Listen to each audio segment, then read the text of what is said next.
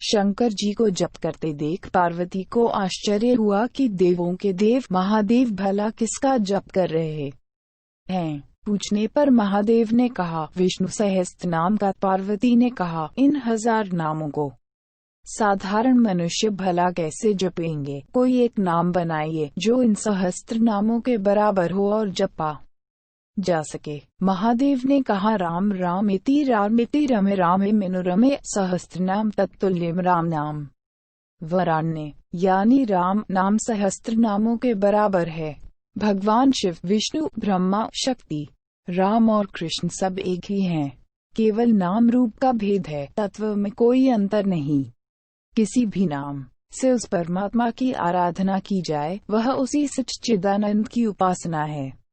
इस तत्व को न जानने के कारण भक्तों में आपसी मतभेद हो जाता है। परमात्मा के किसी एक नाम रूप को अपना इष्ट मानकर एकाग्रचित होकर उनकी भक्ति करते हुए अन्य देवों का उचित सम्मान व उनमें पूर्ण श्रद्धा रखनी चाहिए। उनके प्रति उदासीन रहना स्वयं अपने इष्ट देव से उदासीन रहने के समान है। शिव पुराण में कहा गया है कि ब्रह्मा, विष्णु व शिव एक दूसरे से उत्पन्न हुए हैं, एक दूसरे को धारण करते हैं, एक दूसरे के अनुकूल रहते हैं। भक्त सोच में पड़ जाते हैं। कहीं किसी को ऊंचा बताया जाता है तो कहीं किसी को।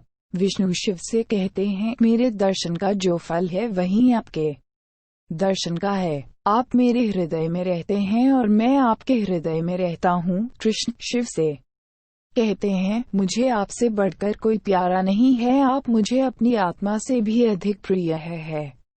संसार में निरंतर 3 प्रकार के कार्य चलते रहते हैं, उत्पत्ति, पालन और संहार। इन्हीं 3 भिन्न कार्यों के लिए 3 नाम दे दिए गए हैं, ब्रह्मा, विष्णु व महेश। विष्णु सत्य मूर्ति है, ब्रह्मा रजोगुणी मूर्ति व शिव तामसा मूर्ति हैं। एक दूसरे से स्नेह के कारण एक दूसरे का ध्यान करने से शिव गोरे हो गए और विष्णु का रंग काला हो गया। शिव तामसी गुणों के अधिष्ठाता हैं। तामसी गुण यानी निंदा, क्रोध, मृत्यु, अंधकार आदि। तापसी भोजन यानी कड़वा, विषैला आदि। जिस अपवित्रता से, जिस दोष के कारण किसी वस्तु से घृणा की जाती है, शिव उसकी और बिना ध्यान दिए उसे धारण कर उसे भी शुभ बना देते हैं। समुद्र मंथन के समय निकले विष को धारण कर वे नीलकंठ कहलाए। मंथन से निकले अन्य रत्नों की ओर उन्होंने देखा तक नहीं।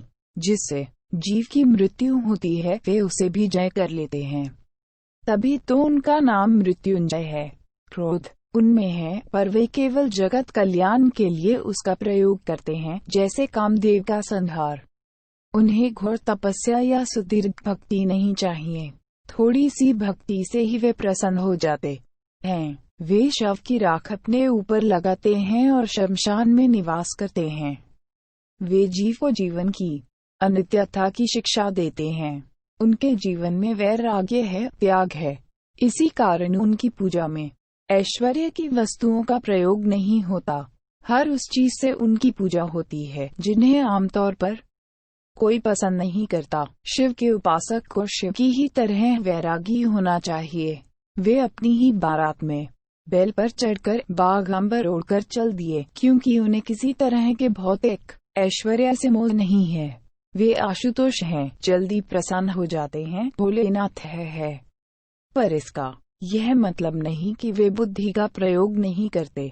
बुद्धि की उत्पत्ति का स्थान भगवान शिव ही हैं। शिव दरिद्र की तरह रहते हैं, क्योंकि वे सूचित करते हैं कि वैराग्य सुख से बढ़कर कोई सुख नहीं। सत्व, रज और तम तीनों गुणों की महत्ता आवश्यक है। उत्पत्ति के बाद जीव अपने और दूसरों के पालन पोषण के लिए काम करता हुआ इतना थक जाता है कि सब कुछ छोड़कर निंदा यानी नाम में लीन होना चाहता है। व्याकुल व्यक्ति को विश्राम की आवश्यकता होती है। ऐसे ही पाप बढ़ा जाने पर ईश्वर विश्राम देने के लिए विश्व का संहार करते हैं। तम ही मृत्यु है, तम ही काल है। इसीलिए वे महामृत्युंजय हैं, महाकालेश्वर हैं। वे विष और शेषनाग को गले में धारण कर लेते हैं, पर नाश केवल शरीर का होता है। जीवात्मा तो परमात्मा में मिल जाती है। जीवात्मा को मुक्त करती श्री गंगा भी उन्होंने अपनी जटा में धारण कर ली है।